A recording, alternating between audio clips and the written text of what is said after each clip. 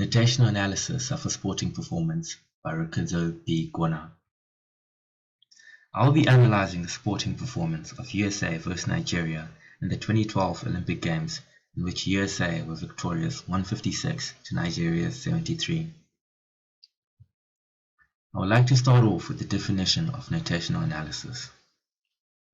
Notational analysis is a method used by coaches and sports scientists to gather information on athletes' tactics, techniques, individual movement, as well as their work rate.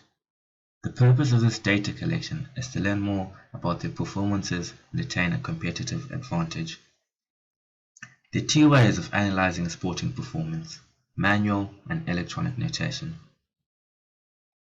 Manual notation involves using a scorecard to record each player's fouls, points, rebounds, and steals. Since basketball is a stop-start game, coaches often use clipboards to get their message across to players on how to stop a team that's attacking on the fast break, or how to outsmart a team playing a zone defense. Electronic notation. This notation involves using sports code, turbostats, and Dartfish software. Dartfish is the electronic notation I use to analyze the sporting performance between USA vs Nigeria. Manual versus electronic notation analysis. The manual advantages are it's very cheap, only requires a pen and paper, of which can be readily available at will. The disadvantages are it can be very time wasting and difficult to process the data into graphs. You're also limited to the information you can gather and analyze in comparison to electronic methods. Manual data collection, especially using a scorecard for basketball, can be extremely difficult, in that you have to keep in time with the game and requires two people to do the job. One observing the game and telling the second person what to write down or to cross off. Electronic advantages are it's very fast and it's easy to process, as well as being able to gather and produce more analytical data from the game. However, it has its own disadvantages. Not everyone is equipped with electronic methods because of how expensive it is. Dartfish is approximately £600 and the turbostat software is going for about £550.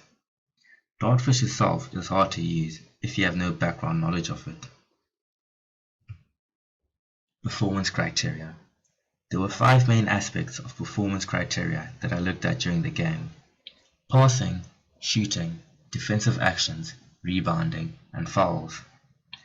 With passing, I looked at what kind of passes were used in the game, how often each pass was made, and if their passes were successful or unsuccessful. Passing is an essential part of basketball because not only does it free up your teammates, it also creates shooting and scoring opportunities. With shooting, I looked at what types of shots players took, whether they were jump shots, three-pointers, free throws, layups, or dunks, then determined whether they were successful or unsuccessful. Shooting is an important aspect of basketball, and that is the only way you can score points to beat your opponent. With shot blocking as a defensive action, I looked at how many times USA were able to block Nigeria from scoring. Shot blocking is when a defensive player legally deflects a field goal attempt from an offensive player. I say legally because if a player was to block a shot after the ball hit the backboard, it would be considered as goaltending, making it illegal. Interception and steals. These were the amount of times USA were able to stop an attack coming from the Nigerians, whether by deflecting it or stealing it. Steals and interceptions are crucial in basketball, especially when games are close. A steal could lead to a counter-attack, leaving opposition's defense vulnerable and being the game's decider. Finally, I looked at the amount of fouls USA committed in stopping an attack from the Nigerians. Fouling your opposition is a strategy that slows the game's tempo down and you're able to reorganize your defensive formations. If your team is losing and is in the penalty, fouling your opposition's worst free throw shooter is a strategy in itself because there's a possibility he could miss both free throws and lead to an attacking opportunity for your team. Passing stats. Here are the passing stats from USA, and you can observe that different types of passes were completed by the team. They consist of baseball pass, bounce pass, chest pass, overhead pass, and wraparound pass, and I determined whether they were successful or unsuccessful. From the stats, USA were able to complete 168 successful passes and 11 unsuccessful passes. The most successful pass was the chest pass, with a rate of 83 to 2 unsuccessful passes. With effective use of the chest pass, the USA were able to spread the ball to the wings of the court quickly before the defense got into position and were able to make easy shots without shot blockers in their faces. The wraparound and bounce pass proved costly, as it resulted in turnovers and counter-attacking opportunities for Nigeria. I would suggest that the USA stick to close passing. Going back to the basics could prove to be very effective. Passing drills include off the dribble bounce pass or penetrate and kick out to the shooter in the corner. Shooting stats. These are the shooting stats from Team USA. As you can see, USA took a variety of shots, which included dunks, jump shots, three-pointers, layups, and free throws. I was able to record whether they were successful or unsuccessful as well.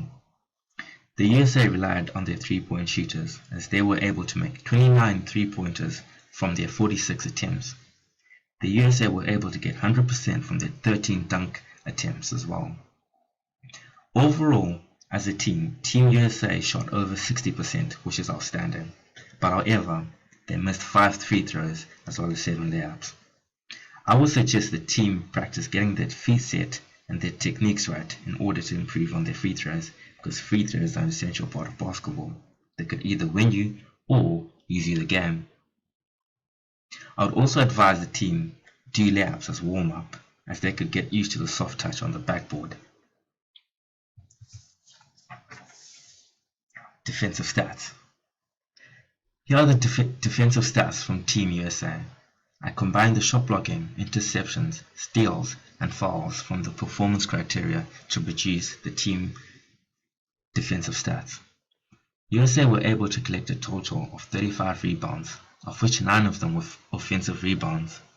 This shows that they were able to collect their own misses and get second chances to score again.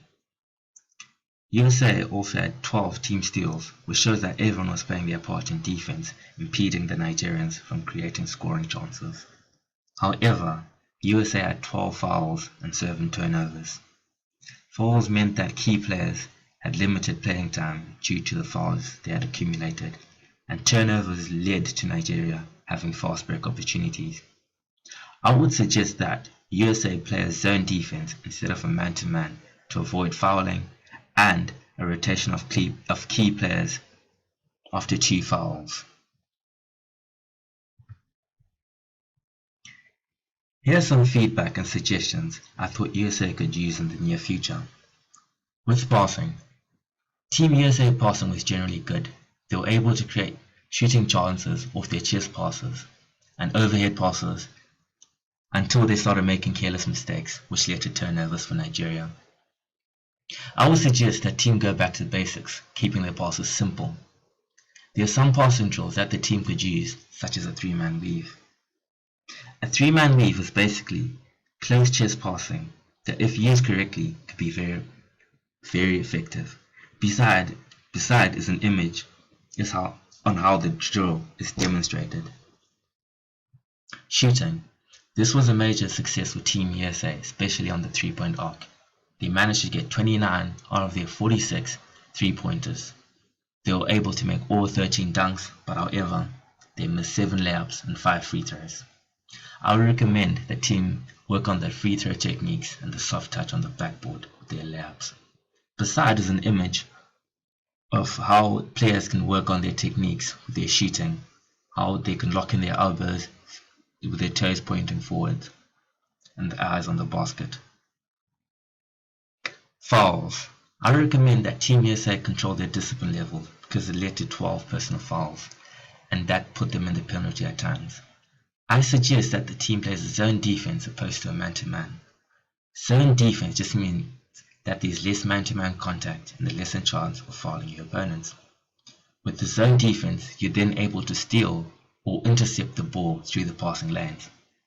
Below is an image of a team playing the zone defense. As you can see, there's hardly man-to-man contact, and their arms are spread across, just in case they could get the steal or intercept. Rebounds. Team USA excelled in this department because they were able to collect 9 offensive rebounds, which meant that they had 9 second chances to score again. They also had 26 defensive rebounds, which impeded the Nigerians from getting their own second chance opportunities. And finally, fast breaks. USA ran the fast break really well after they had collected a rebound or steal. They made sure that they always had a trailer behind, just in case their teammate had missed. And this concludes my screencast between USA vs Nigeria.